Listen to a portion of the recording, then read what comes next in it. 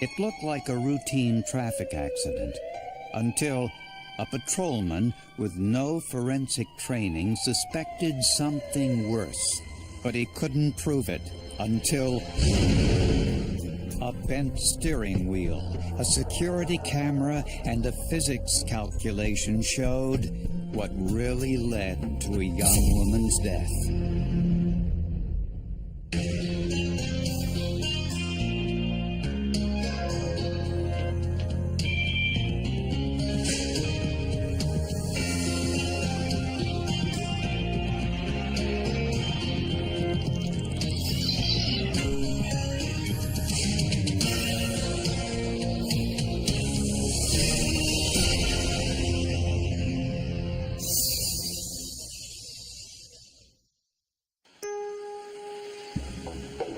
Highway Patrolman Tony Snyder was heading home after finishing his night shift when he got a call about a traffic accident on Route 95 just outside of Princeton, Minnesota. It was maybe 10 miles from my house. So I said I would do it.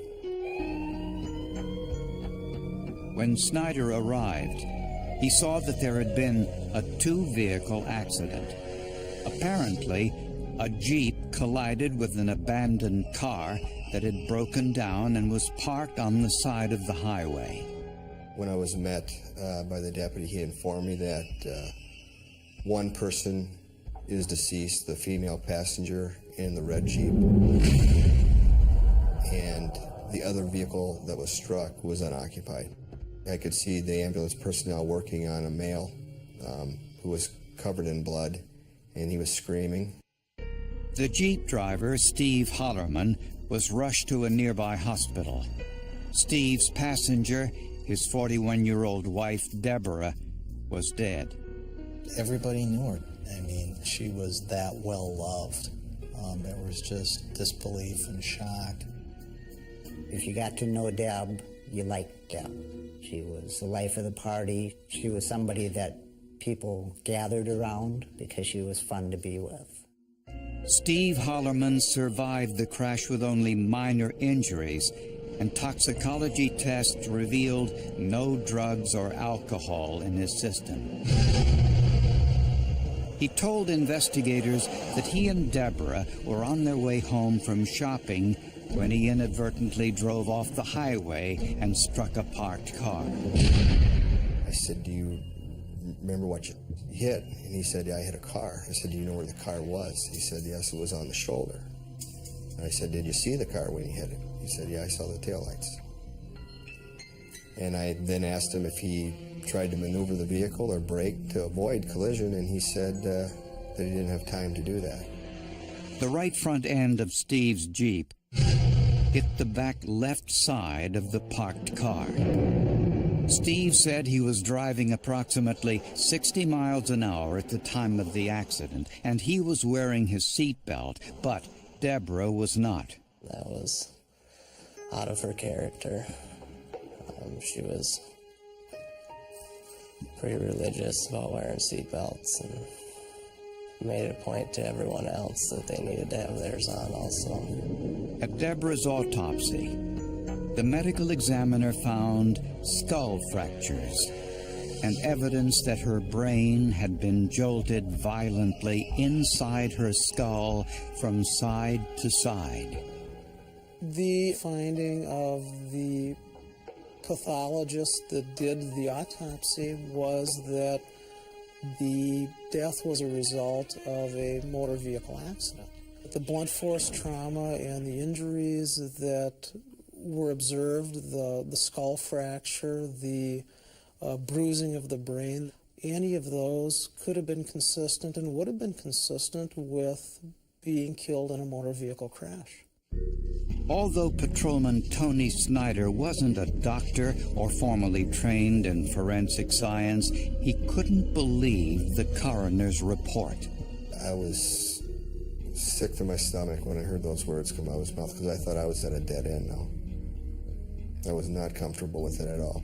But to be honest with you, I was tore up inside. I couldn't even sleep at night. Snyder was bothered because this accident didn't seem bad enough to have caused a fatality, as he had seen in so many other accidents. I've been to accidents like that where people has actually their head went clean through the windshield, and they're speaking to me when I get there. And this windshield wasn't broke out. It was barely cracked. And Snyder thought the amount of blood in the car was inconsistent with Deborah's injuries. There was a lot of blood in the vehicle. More blood than I've ever seen in any accident in my life. I've been to hundreds of accidents. But so had local traffic investigators, and they disagreed with Snyder. They came to the same conclusion as the coroner, that the car crash was an accident. Tony Snyder's options were dwindling until an anonymous telephone call shed new light on an already mysterious case.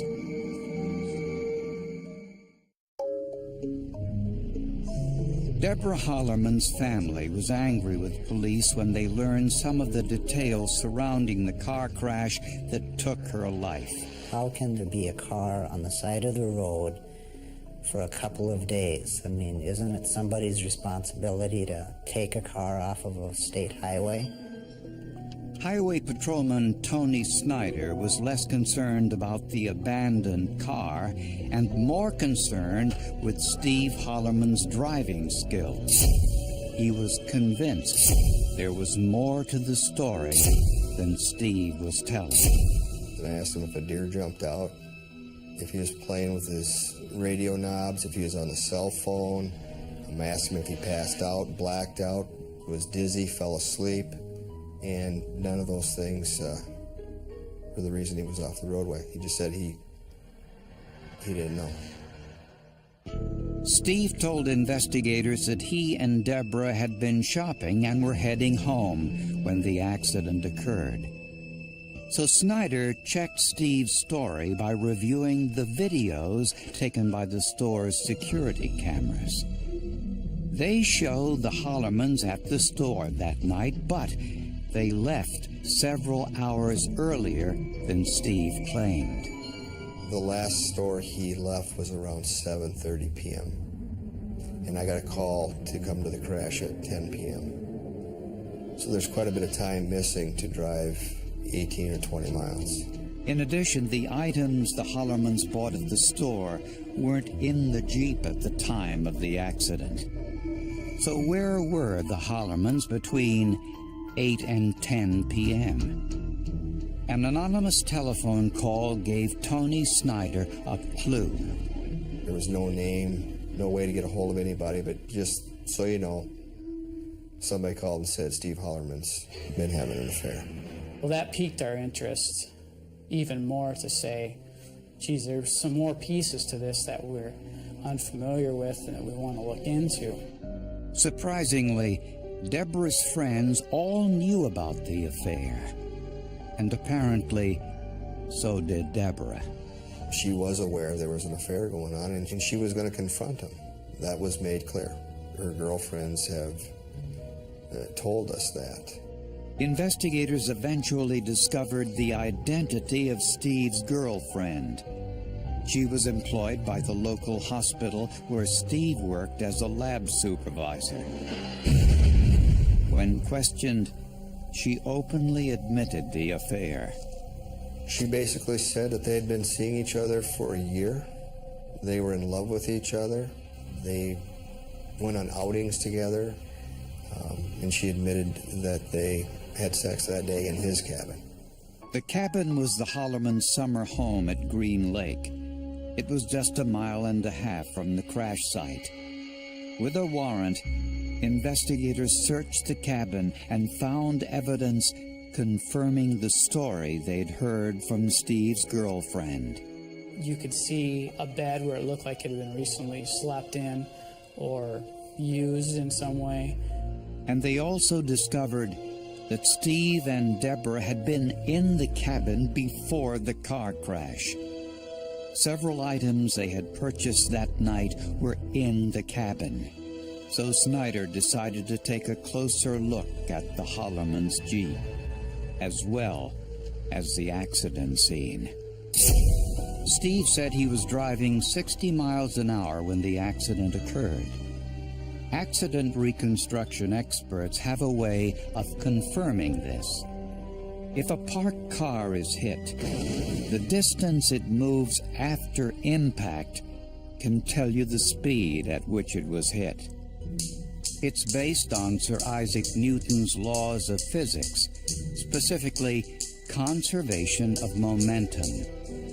When one object strikes another, as in this demonstration, its momentum is transferred to the other. All things being equal, the speed of the first ball is equal to that of the last. The weight of the two cars, plus the friction between the tires and the road surface, factor into the analysis.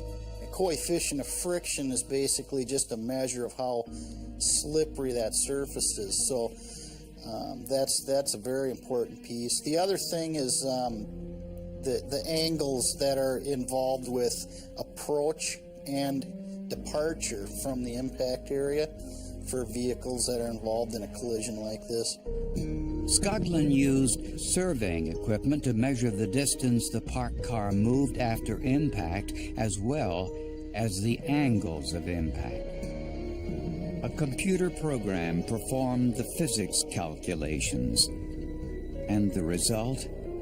Steve's Jeep was traveling between 38 and 42 miles per hour when it hit the parked car, not 60 miles per hour as he claimed. These calculations also proved that Steve had enough time to avoid hitting the parked car. He had slightly over 2 seconds from the time that he left the pavement till the impact. He admitted he saw the taillights of the vehicle. He admitted that he didn't swerve. He admitted that he didn't brake, stating he didn't have time. It was obvious that the crash didn't happen the way Steve claimed. But would evidence found inside the Jeep prove it was murder?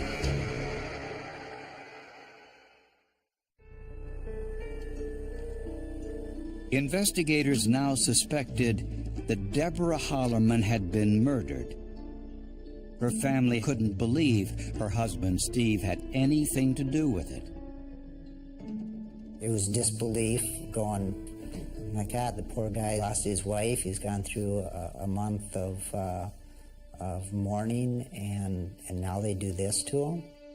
But Patrolman Tony Snyder feared Steve may have committed the perfect crime.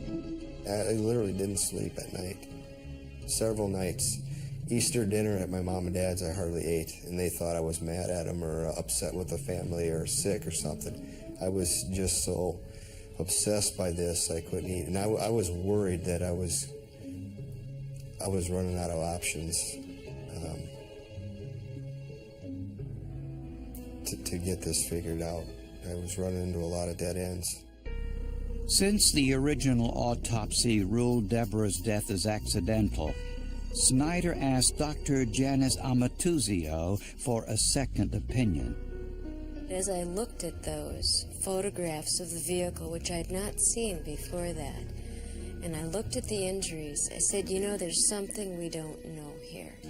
And I think this case deserves more investigation.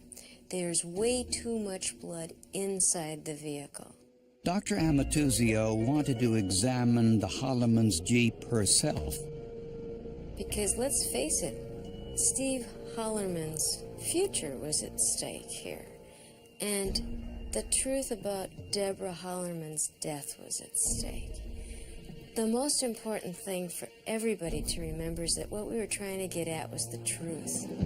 Dr. Amatuzio was approximately the same size and weight as Deborah. So she did something extraordinary. She donned protective clothing and climbed into the blood-stained car. It was a little creepy. It was sobering. I realized I was sitting on the last spot that Deborah Hollerman had been sitting before she died. The first thing she noticed was the blood smear on the windshield had what looked like a fabric pattern. In fact, it looked like the heavy knit sweater that Deborah had been wearing at the time that she died. This was a key finding because it proved that Deborah was bleeding before the crash occurred. The only way that that much blood could have been deposited on the inside of the vehicle at the time of the crash was if Deborah Hollerman had been bloody before the crash. In other words, she had been injured before the crash. That is the only way that she could have gotten that much blood onto her sweater, onto her hair, onto her face. And there was more evidence that Deborah was bleeding before the crash. On the passenger side rear window, you could see where blood came from the seat and was running down the window. The L-shaped pattern demonstrated once again the physics of momentum. When blood drips down the window of a Jeep traveling at 40 miles per hour and it stops abruptly, everything in the Jeep, including the blood, continues to move forward. Scientists believe that's what caused this L-shaped pattern. The final three pieces of evidence were crucial to understanding events before and after the crash. Deborah's blood was found on the lever used to adjust the driver's seat. The driver's seat where Stephen Hollerman was seated was pushed as far back as the seat could go. The steering wheel was bent, and investigators found Steve's bloody shoe print on the passenger side window. This indicated that Steve moved his seat back after he was in contact with Deborah's blood, then grabbed the steering wheel to brace himself for the crash. The evidence also proved that Steve Hollerman tried to break the passenger window after the crash. My opinion is he was trying to break the window out at the accident scene. He needed glass because there was a lot of blood and there was no glass anywhere. Lastly, Dr. Amatuzio discovered what really caused Deborah's death.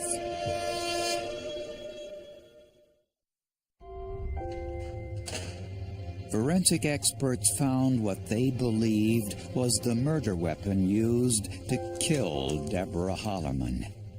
It was the knob used to adjust the passenger's side mirror. That adjustment knob was caked with blood and long brown hairs. It was clear to me that that adjustment knob was the instrument that created the injury pattern of the 4 lacerations or tears on her scalp and, in all likelihood, caused the depressed skull fractures. This proved that Steve killed Deborah by hitting her head repeatedly against the knob. It was a severe beating. It was severe. So when death is the result of an assault, we classify it as a homicide. Steve Hollerman was arrested and charged with Deborah's murder. Acted surprised, dumbfounded that he was under arrest. When I cuffed him and put him in my car, he's like, Tony, he wanted to talk to me. He's called me Tony. Why is this? Why is that? Like we were friends. Drove down to a park and sat in my car and read the criminal complaint word for word, and the visions of the pictures really showed themselves when you read what they had discovered. Steve Hollerman's lover admitted spending the afternoon with Steve at the couple's summer cabin. Later that night, around 7 p.m., Steve and his wife Deborah went shopping together and took their purchases to the cabin. Deborah may have found evidence that Steve had been there earlier with his lover. Regardless, the forensic evidence suggests an argument ensued and it turned violent. While in the Jeep, Steve repeatedly smashed Deborah's head into the mirror knob and side window, causing the brain injuries that killed her. Then Steve tried to devise a plan to cover up the crime. While driving home, he saw the parked car along the side of the highway and decided to stage an accident. He got the Jeep into position, moved his seat back with his bloody hands, made sure his seatbelt was fastened while Deborah's wasn't, then braced himself for impact.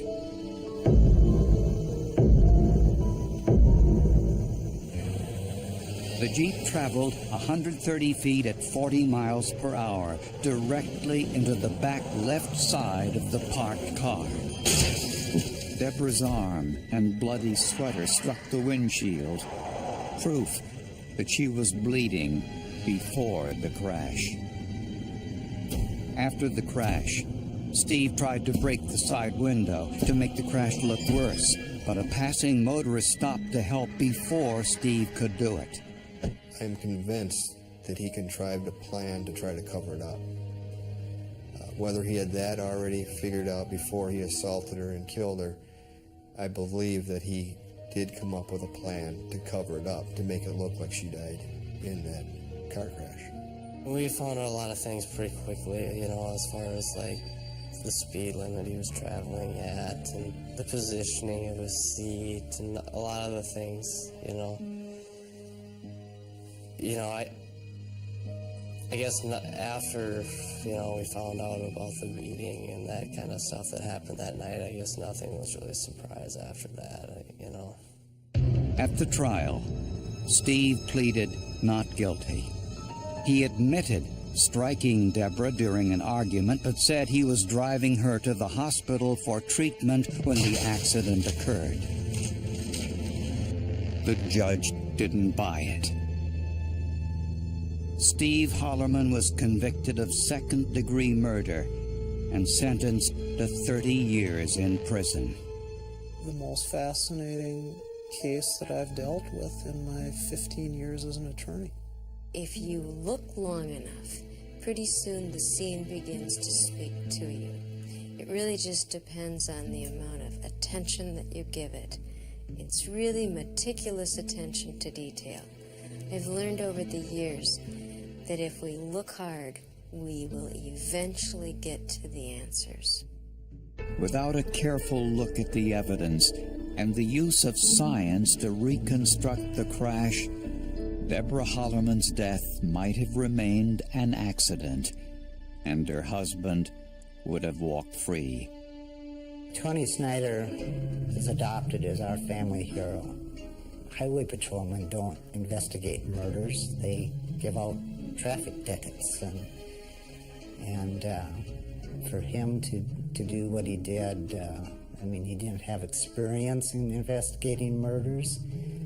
He went to his superiors, and they gave him the opportunity to follow his heart, and we just need to thank everybody that was involved in it to give our family peace. Tony Snyder is back to his old job as a highway patrolman. This case was his first brush with forensic evidence, but might not be his last. I am sure I will probably never see anything like it again in my career. But I'm ready for it if I do.